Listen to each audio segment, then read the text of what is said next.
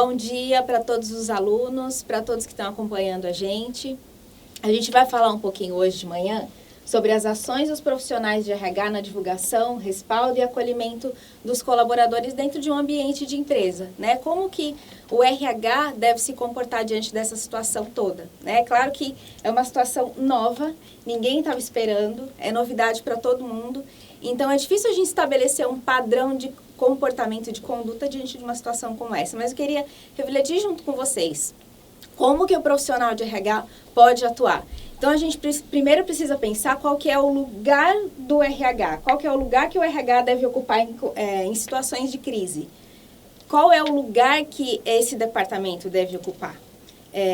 Cada departamento tem o seu papel, deve ter a sua conduta, mas e quanto ao RH? Como que o RH pode contribuir para essa situação, né? Uma outra questão para a gente pensar, o que os colaboradores esperam e precisam encontrar nos profissionais de RH em uma empresa? Né? Qual que é a expectativa que a gente imagina que os colaboradores tenham no departamento de RH numa situação como essa, né? Então, o RH, a gente precisa pensar que o RH é uma área que vai trazer luz para essa situação de crise, né? Para que os colaboradores, os funcionários entendam de uma maneira mais clara, se sintam acolhidos com toda essa situação, tá bom? Então, isso é muito importante ficar claro, né? Qual que é o papel do RH? Então, a gente precisa pensar com relação ao alinhamento entre os subsistemas de RH. É claro que toda a área de RH, né, toda a empresa como um todo, vai estar envolvida, precisa estar envolvida. Mas eu queria destacar que, principalmente, medicina e segurança do trabalho, porque é o subsistema que vai dar condições, né, de orientar a empresa como um todo, dependendo da função, o cargo que o colaborador ocupa, quais são as medidas de segurança que ele deve adotar. Né? Cada função, cada cargo exige uma conduta específica. E o médico, os técnicos de segurança do trabalho, ele é que tem essa condição, né, de orientar os funcionários de maneira correta. Departamento pessoal, questão de folha de pagamento, legislação trabalhista, como que vai funcionar, né, questão se vai dar férias, se não vai. Departamento jurídico. Né? Então, principalmente esses três subsistemas, é muito importante que eles estejam extremamente alinhados para dar o suporte para os funcionários junto ao RH. Responsabilidades, né? Quais são as principais responsabilidades? A gente, partindo dessa ideia, né, de que o RH é a área que traz luz, né, que joga luz sobre essa situação de crise. Então, primeiro ponto, orientar quanto às medidas de higiene, considerando a dinâmica específica de funcionamento da empresa. Então, dependendo do segmento, né, qual área que aquela empresa atua dentro do mercado, existem padrões de segurança, de higiene que devem ser seguidos, né? Então, eu tenho uma infinidade deles para a gente pensar. Garantir acesso aos produtos adequados para higienizar as mãos, sabão ou antisséptico de mãos à base de álcool. Então, tarefa do RH, responsabilidade do RH providenciar isso para os funcionários, tá? Terceiro ponto, afastar o colaborador caso apresente qualquer um dos sintomas. Então, se o colaborador está apresentando tosse, febre, não tem um diagnóstico ainda definido, mas o ideal é que se afaste aquele colaborador e que dê condições para ele, né, se sentir acolhido e amparado, para que ele possa ficar em casa sem necessariamente ter que procurar um serviço de saúde para apresentar um atestado. Quarto ponto, sigilo, preservar a identidade do colaborador quanto a qualquer suspeita de doença. Então, o colaborador precisa ser preservado, né? Ele precisa ser resguardado pelo RH. Quinto ponto, divulgação das informações, dados oficiais dos órgãos de referência. Então, é claro que hoje a gente vive num tempo em que a gente é bombardeado numa quantidade de informação muito grande. Mas o RH ele deve buscar e divulgar informações concretas, precisas, né, de órgãos como o governo local, o Ministério da Saúde, para divulgar para os seus funcionários, não com base no que acha, né, do que está sendo divulgado somente na imprensa, por exemplo. As empresas devem traçar cenários possíveis e delinear atitudes a serem adotadas, sempre pensando nas pessoas e na manutenção da operação da empresa. Então, é um desafio alinhar os interesses, né, resguardar os colaboradores e também garantir que a produção continue, que a empresa continue com as suas atividades. É um desafio, mas é um desafio do RH para ser enfrentado. Tenha em mente quem contatar em caso de infecção pelo novo coronavírus e obedeça às autoridades sanitárias. Então, o que a empresa deve fazer? O RH deve fazer em caso de suspeita, em caso de um diagnóstico já identificado? né, de coronavírus. O RH precisa dar esse suporte para os colaboradores e precisa saber o que fazer. Cuidado com as pessoas, né? O RH é um departamento que tem a responsabilidade de cuidar da saúde, do bem-estar dos funcionários. Então, essa questão do cuidado ao colaborador é muito importante. Então, garantir políticas de licença médica flexíveis, sem exigir, por exemplo, atestado médico, como eu já falei, né? Para os funcionários poderem ficar em casa. Dessa forma, se evita uma visita desnecessária a um serviço de saúde. Então, ter esse bom senso, né, essa sensibilidade de afastar o funcionário, caso ele apresente. Funcionários que fazem parte do grupo de risco, tá? A professora Juliana vai falar logo mais para vocês. Dar condições para que os funcionários cuidem de familiares doentes, né? Se o funcionário trazer essa demanda, né, um filho doente, um familiar próximo doente, que o RH dê esse suporte para o funcionário. Rodízios de trabalho, né? E algumas empresas têm adotado esse sistema. Não colocar toda a equipe para trabalhar junta de uma vez, rodízios para uso de restaurante coletivo. Então, são medidas, né, que se as empresas adotando, elas vão estar garantindo, né, que os funcionários sejam resguardados e cuidados. A comunicação com os colaboradores. Quando a gente fala de comunicação, a gente vem sempre na nossa mente a questão do como falar, como divulgar. Mas em uma situação como essa, é importante a gente também pensar na escuta. Qual é a escuta que o RH vai fazer para esses funcionários, né? Então, tanto na maneira como vai ser divulgada a informação e na escuta dos funcionários, ser transparente. A comunicação deve ser transparente e objetiva. Quando se passa essa transparência, essa credibilidade, a gente evita o quê? O pânico. Se os funcionários eles têm segurança naquela informação que o RH está transmitindo, você garante esse clima dentro da empresa, né? Você ameniza o clima dentro da empresa numa situação como essa. Então, ser transparente, como eu disse no início, é uma situação nova, é novidade para todo mundo está aprendendo como lidar com isso. Mas ser transparente, olha, no momento a gente não sabe qual é a ação que a gente vai tomar. Mas assim que isso for definido, a gente vai estar esclarecendo para vocês. Então, ser transparente com relação a isso, objetivo, né? A gente tem muita informação externa, né? Com rede social, enfim, com uma série de coisas.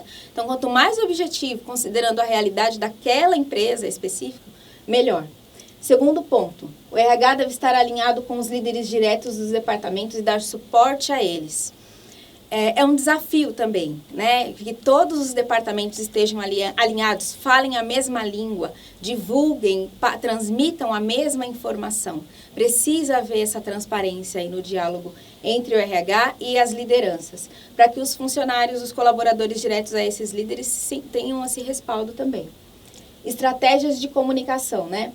A gente vê logo que o que vem à mente em primeiro lugar são aqueles cartazes, mensagens, né, de intranet. Isso é muito positivo, isso deve acontecer, mas o que a gente tem hoje como tendência principal das empresas é que isso seja feito, né, através de aplicativos de celular, através de redes sociais corporativas, para que todos os funcionários, todos os colaboradores tenham acesso à informação ao mesmo tempo. Né, eu ouvi até ontem um funcionário dizendo de uma empresa que a empresa não colocou, não divulgou cartaz impresso porque está sendo muito falado sobre a necessidade do uso de álcool gel e o do lavar as mãos e não ter contato físico. Mas é importante também que isso seja feito. Quanto mais o funcionário, o colaborador tiver acesso àquela informação, mais aquilo vai ficar encucado, né? A gente precisa, assim, a gente está precisando desenvolver novos hábitos, né? É um desafio para a gente não cumprimentar, não dar as mãos, não beijar. Então, quanto mais a gente tiver acesso a esse tipo de orientação, de instrução, fica mais fácil, tá? Aprendendo com as crises. Isso é algo também que é importante a gente mencionar, né? O que a gente pode aprender numa situação como essa? Qual o ganho que a empresa e os colaboradores podem ter numa situação de crise como essa, né? Em crises, a cultura organizacional aparece muito mais espontânea e livremente. Então, quando as crises, né, elas trazem à tona aquilo que está escondido, aquilo que está por trás, né? Às vezes a gente escuta falar, não fala com determinada pessoa agora não, porque ela está nervosa, está irritada, não está no melhor momento. Então, o que isso quer dizer? A pessoa vai deixar vir à tona, né, aquilo que está escondido, aquilo que é feio. Então, a cultura, o clima da empresa fica muito nítido numa situação como essa. Como os funcionários reagem, como a liderança reage, todas as pessoas que ocupam um cargo de gestão reagem numa situação como essa. Então, isso ficou muito claro, né? Muito perceptível. A gente pode aperfeiçoar as competências fundamentais do RH e das lideranças através da comunicação, né? Como está a comunicação com os funcionários? Como eu disse anteriormente, a comunicação, ela não diz respeito somente ao falar, ao transmitir a informação, mas à escuta também. Como é a escuta que o RH está fazendo dos funcionários? O RH está permitindo com que os funcionários expressem as dúvidas, que falem sobre suas necessidades, os seus anseios. É um momento que sensibiliza todo mundo, que deixa todo mundo muito vulnerável. Então, o RH tem essa missão, esse papel, tá? Flexibilidade, né? Tudo novo, mudança de horário, não tem o transporte. Como que o RH vai lidar com tudo isso, com essas mudanças? Férias coletivas, rodízio de funcionário, home office, que está sendo muito falado, né? Como que a gente vai lidar com isso? Então, essa competência tão exigida, né, da flexibilidade, ela fica à tona, visível, né, numa situação como essa. Credibilidade. Os colaboradores, eles esperam que o RH traga a informação correta, né? Que eles possam confiar na informação que está sendo passada pelo RH. Também com relação à postura do RH, né? Se um colaborador, ele vê alguém do RH, por exemplo, se cumprimentando com um beijo, aperto de mão, né? Como fica? As instruções que estão sendo passadas, né? Tão fortemente, e o colaborador percebe que qualquer pessoa do RH está agindo de outra maneira, como ao contrário daquilo que está sendo instruído. Então, manter essa credibilidade, né? A pessoa que trabalha no RH, ela precisa ter uma postura irrepreensível, não tem jeito. Novos métodos e modelos de trabalho remoto, trabalho à distância. Né? Isso é algo que a gente já estava ouvindo falar há muito tempo, né? Há alguns anos, sobre essa necessidade, por conta do perfil hoje que a gente tem de pessoas trabalhando, né? Nova geração. Então, esse momento de crise, ele traz à tona essa questão, essa necessidade. Como as empresas vão se adaptar com isso? Como as empresas não podem simplesmente, né, mandar os funcionários trabalhar em casa e não oferecer o suporte. Então, o RH precisa garantir que o colaborador tenha esse suporte também trabalhando home office, em casa. Tá? O professor André vai falar um pouquinho hoje ou amanhã, ou talvez na outra semana, a respeito de legislação trabalhista, né? Como que funciona essa questão do home office e enfim, tá? Eu esqueci de dizer que os alunos poderiam mandar perguntas, porque o pessoal aqui está lendo, e para vocês poderem fazer as perguntas no final, tirar dúvida, o que cabe ao RH, né? Eu que estou estudando RH, recursos humanos, o que cabe ao profissional de RH num momento como esse, né? E é importante a gente refletir sobre essa questão toda que a gente está vivendo, né? No sentido de que, principalmente, é uma oportunidade para a gente. O que essa situação toda traz, né? Qual é a mudança de comportamento, de mentalidade que toda essa situação vai trazer para a gente, para o profissional de RH especificamente? A primeira pergunta: quais providências tomar quando o RH não cumpre as normas e só o operacional está cumprindo sua carga horária? O RH não está ativo. Na ativo, eu acho que o aluno está perguntando com relação à participação do RH, né? O RH se colocar como esse departamento que vai, como eu disse no início, trazer luz sobre a situação, né? Então, às vezes, infelizmente, a gente percebe em algumas empresas que o RH se coloca de fora. Às vezes, até mesmo porque não sabe o que fazer, né? Mas é importante que o RH tenha essa comunicação transparente. Não se sabe o que fazer, olha, nós estamos estudando uma melhor maneira, né? Se posicionar como um aliado, dando um suporte para os funcionários. Então, infelizmente, isso acontece. É muito ruim, né? Mas a gente está tendo a oportunidade de aprender. O que eu posso fazer, né? Corretamente para colaborar, para contribuir. Então, o RH tem que se colocar como um departamento participativo, ativo, presente, dando esse suporte para o funcionário, sim. Vamos lá. Agora o pessoal tá participando. Legal. As empresas podem mandar embora na crise do coronavírus? Então, eu não vou entrar nessa questão trabalhista, né? Porque as medidas que as empresas estão adotando, elas são diversas, depende do segmento, enfim, depende de uma série de coisas, né? Então, com relação à legislação trabalhista, o professor André vai poder tirar as dúvidas de vocês. Então, assim, o desligar o funcionário, ele é algo permitido em qualquer momento, né? Mas eu entendo que, considerando essa situação, né, de vulnerabilidade, todo mundo está sensível, surge essa dúvida mesmo. Como a empresa qual a postura que a empresa vai adotar, né? Tem o medo, né? As pessoas têm medo, são envolvidas pelo medo. Pânico, o que vai acontecer? O RH pode contribuir muito com isso, né? Dando esse suporte para os funcionários, de que eles podem se sentir seguros e que as medidas adotadas vão ser as melhores possíveis. Tem mais uma legal aqui, professora. Quais os cuidados que o RH precisa ter em caso de um funcionário que está com suspeita do Covid-19? Ele deve dispensar o funcionário imediatamente, dando suporte a ele, sem exigir que ele procure uma unidade de saúde para que ele tenha que se expor, né, para pedir, enfim, para ele pegar o atestado para comprovar a falta, justificar a falta, ele vai ter que procurar uma unidade de saúde. Então, que se tenha bom senso, né, que as empresas, pelo que eu tenho lido, a maioria das empresas tem adotado esse procedimento, né, de dispensar os funcionários, deixar os funcionários em casa por alguns dias. Eu não vou aqui dizer a quantidade de dias exata, mas de dispensar os funcionários, sim. É responsabilidade, né? Tem uma aqui que é bem específica. Trabalho em uma farmácia. A empresa alega que não é necessário usar EPI nessa pandemia. O que fazer? Então, tem a questão da necessidade, né, da orientação do profissional técnico de segurança do trabalho, médico do trabalho, para dar a orientação necessária, exata, correta, de acordo com a função que aquele funcionário ocupa. Então, dependendo do cargo, assim, tem orientações que são gerais para todo mundo, para toda a população, mas existem orientações específicas para o funcionário dependendo do cargo que ele ocupa. Então, isso é muito específico, muito particular da função, do cargo. O que é importante é ele se sentir seguro de que ele está recebendo a orientação correta. Certo.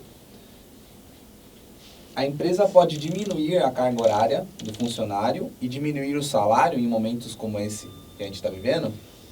Então, é questão de legislação trabalhista também. Depende do segmento, depende do que o funcionário trabalha, né? A empresa ela vai ter que adotar medidas. Todos sofrem impacto, tanto o empresário quanto, enfim, todo mundo sofre impacto. Então, é importante que todo mundo esteja sensível para as necessidades, né? Que haja um diálogo claro, transparente. Olha, a situação é essa. O que nós podemos fazer? A gente vai tentar fazer as coisas de uma maneira que todos, né, possam ser beneficiados de alguma maneira. Né? Isso que é importante, ter esse diálogo transparente entre o empregador e o empregado. Tem uma pergunta também bem específica também. O que fazer no caso dos bombeiros civis na empresa pelo fato de trabalhar 12 por 36? O que o RH pode fazer para mudar essa carga horária? Olha, tem equipes, por exemplo, de saúde, né? Tem equipes que tem algumas orientações, né, do Ministério da Saúde, do Governo do Estado, para que alguns profissionais eles se mantenham, né? E até tenham a carga horária aumentada, na verdade, nessa época, né? Então, com relação à carga horária de trabalho, salário, né? Abono, como fala? Quando é dispensa, justifica, né? Eu esqueci o nome agora. Descanso remunerado, né? É muito específico do segmento, né? O que a legislação trabalhista diz a respeito daquele cargo específico, daquela função.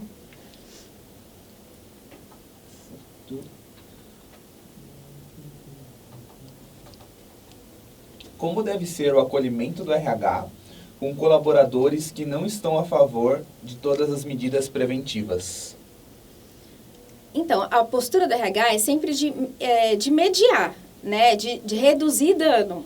Então, chamar esse funcionário, esse colaborador, para o diálogo, para que ele entenda, né? Então, sempre tentar fazer as coisas de uma maneira a minimizar os impactos, de garantir o bem-estar do colaborador, sempre.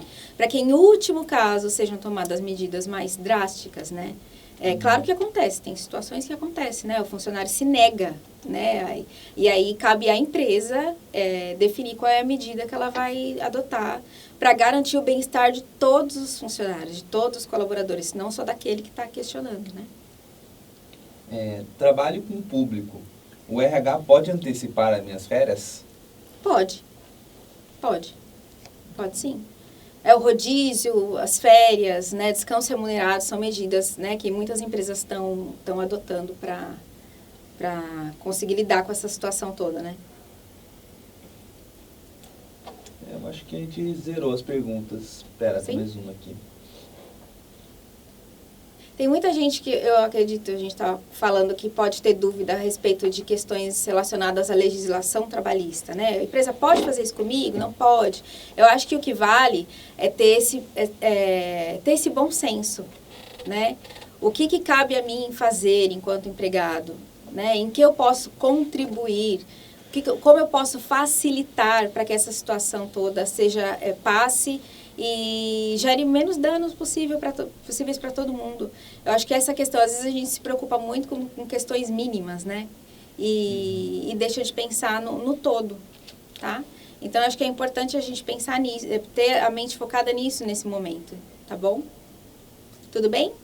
Tá bom. Vou chamar a professora Juliana. Ela vai falar um pouquinho sobre grupos de risco com vocês. Então, boa aula, aproveitem bastante aí o conteúdo, tá bom?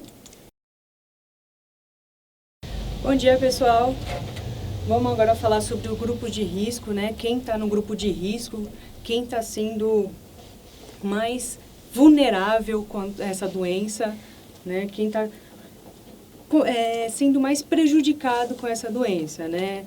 A Organização Mundial da Saúde, o Ministério da Saúde, lista alguns grupos de risco, né?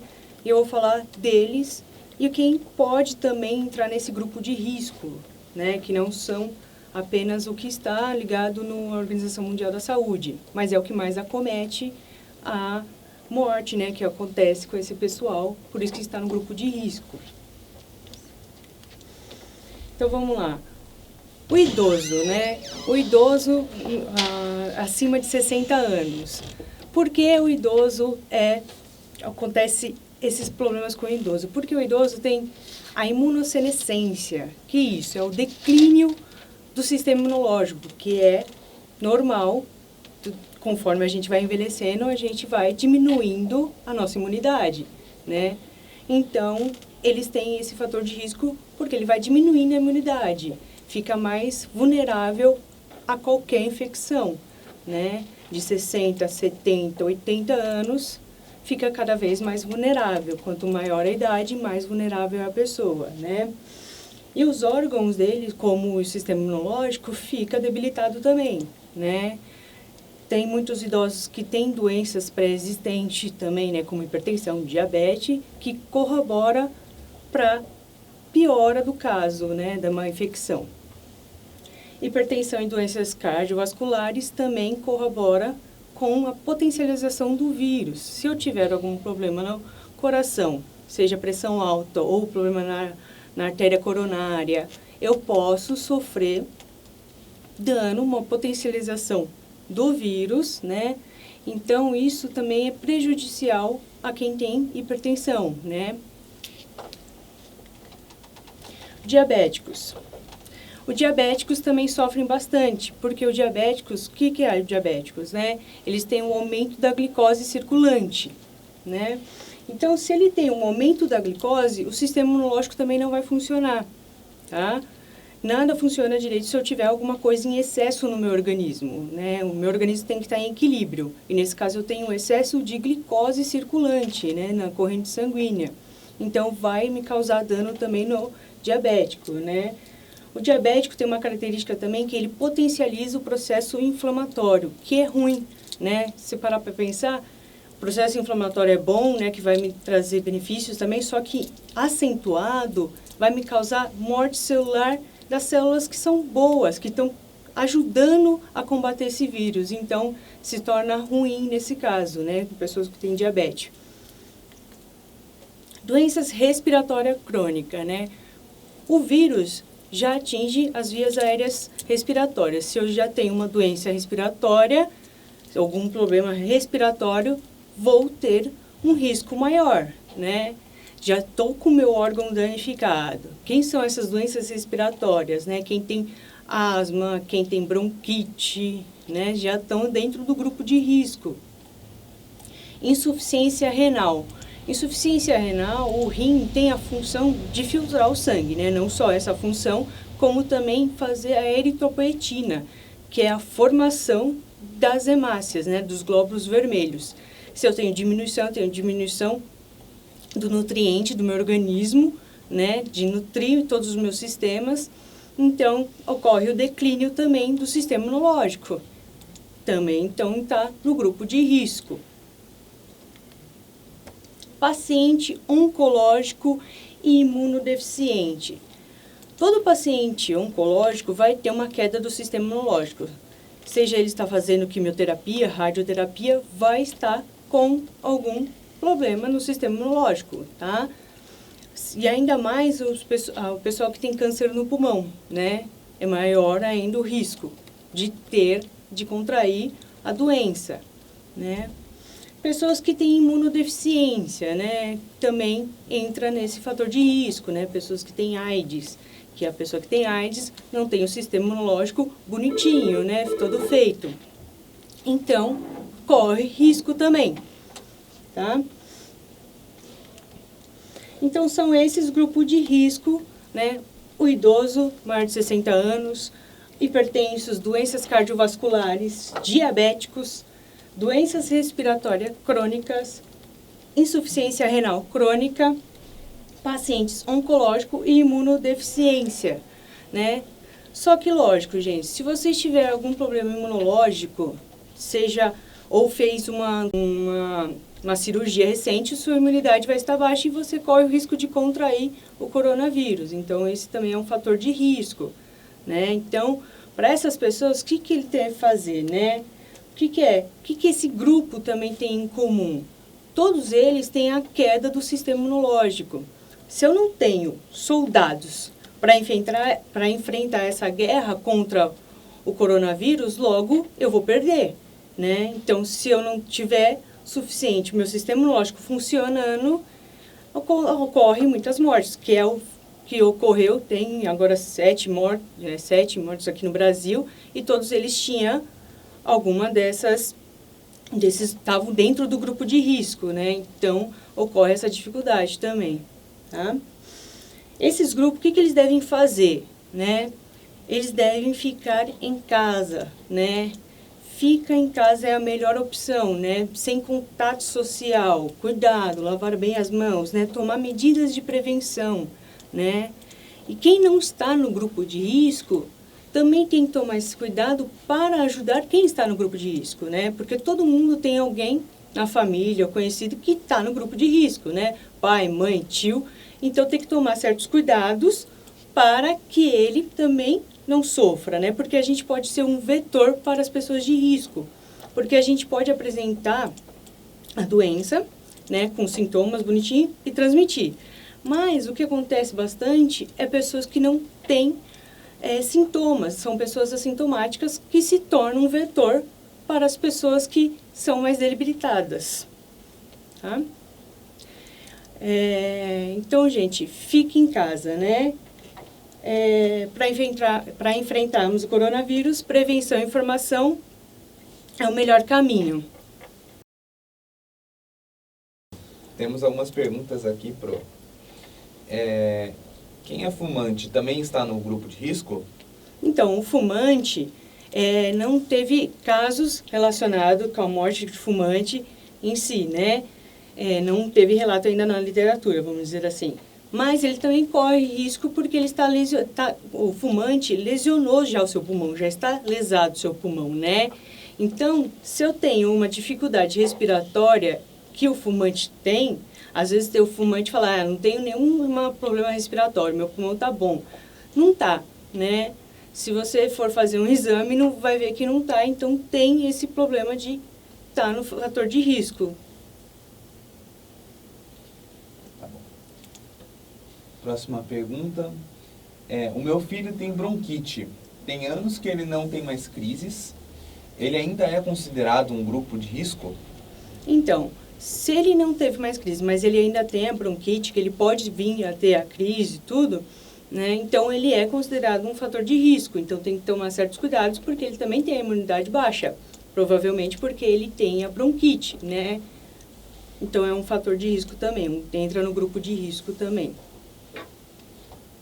A rinite é um problema nesse aspecto? Então, a rinite, na verdade, é uma hipersensibilidade, né? Então, sendo uma hipersensibilidade, ela também atinge o sistema imunológico, né? Agora, se eu tiver em crise de rinite, pode afetar minha respiração e pode contribuir para o vírus entrar. Então, pode ajudar, mas não tem relato nenhum que alguém que teve rinite, que teve o contato com o vírus e não se recuperou. Minha mãe é grupo de risco e trabalha na área da saúde. Qual seria a melhor postura da empresa sobre isso? Liberar ela do serviço, aí tem que conversar lá com a RH, legislação, porque ela está no grupo de risco, então tem que mandar para casa, né? Melhor caminho é prevenção, mandar ela para casa, né? Certo. Meu filho é do grupo de risco. Ele tem problemas respiratórios e baixa imunidade devido ter poucos leucócitos. Leucócitos, obrigado. E assim, hoje, ele amanheceu o dia com 38 de febre, muita dor no corpo e muita coriza. O que devo fazer? Então, nesse caso, ele já tem o sistema imunológico comprometido. Então, os leucócitos são células de defesa, né? Então, se ele tem as células de defesa comprometida, ele vai ter a diminuição do sistema imunológico. Ele já está com alguma crise, já está com febre, deve ligar para o hospital se tiver convênio. Se não tiver, vai ligar para o SUS. Tem um número, que agora eu não lembro, que é para qual ligar, que aí vocês podem, pelo contato, eles vão encaminhar vocês se vai para o hospital ou não, porque agora a maioria dos casos fica em casa, né? Só quando tem dificuldade respiratória mesmo, que está quase não consegue respirar, que vai para o hospital. Minha mãe é DPOC, não sei o que isso quer dizer. Tem enfisema pulmonar, bronquite crônica, hipertensa e tem diabetes. Ela se enquadra no grupo de risco. Então, eu estou evitando dela sair nas ruas, sempre lavar as mãos com álcool gel e para sair no portão usa máscara. Está correto? Então, o fato dela não... Ela está no fator de risco, está em casa, está tudo certo. Só que assim, tá em casa, o melhor caminho é lavar as mãos, não ficar usando muito álcool em gel. O álcool em gel é para quando a gente sai na rua, né? A água e sabão limpa melhor, né? Ela destrói melhor o vírus. Se limpar direitinho, ficar mais de 20 segundos lá lavando a mão, né? Então, se ela sair, né, vai no portão, tudo, ela não teria a necessidade de usar máscara, né? Porque quem deve usar a máscara é quem está com a doença, né? E quem está cuidando da pessoa que está com a doença, né? Mas é uma medida de prevenção, né? Mas ela não teria necessidade de usar a máscara. Sentir tontura é um dos sintomas? Então, tontura entra em vários sintomas de várias doenças, né? Mas o relato dos sintomas que a pessoa apresenta é febre e tosse, né? Aí tem outros sintomas também que pode apresentar, e tontura também pode apresentar, só que a porcentagem das pessoas que tiveram tontura é baixa, né? O fato de ter tontura, você já está com uma complicação respiratória para ter tontura, para entrar no quadro do coronavírus, né? Então, tontura não necessariamente é o coronavírus, só a tontura em si. Todos falam de lavar as mãos com sabão. Qual o tipo de sabão que temos que lavar as mãos? Pode ser detergente ou sabonete, etc. Então, o melhor é o sabonete neutro, né? Tem um monte de gente comprando também sabonete bactericida, né? Só que não é uma bactéria, é um vírus, né? Então, ele tem uma ação potencializada no micro-organismo, mas é para bactéria. Mas então é sabonete, tá? Detergente pode ajudar? Pode também, tá? Mas o ideal é o sabonete neutro, tudo que a gente usa na pia do banheiro, vamos dizer assim. Sou hipertensa e tenho bronquite. Posso usar a máscara quando sair de casa? Então, como eu já falei, a máscara é para quem já está com a doença e quem cuida do doente, né?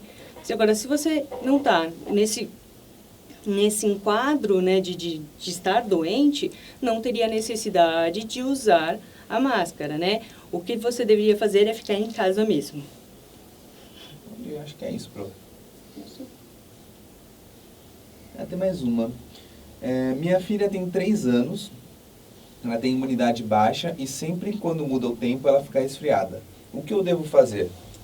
Então, crianças também têm essa dificuldade do sistema imunológico, né? Recém-nascidos e crianças, né, 4, 5 anos de idade, têm um sistema imunológico menor, né? Então, essas pessoas as crianças devem ficar em casa, né? Os sintomas, a gripe, né, o resfriado, não necessariamente vai ser o coronavírus, né? Porque o coronavírus se apresenta também como uma gripe, né? Os sintomas é muito parecido com a gripe comum. Então, o melhor a fazer é tomar todo cuidado com o bebê, né? Deixar ele em casa, ficar com ele, né? Agora, se alguém da família tiver, não chegar perto do bebê.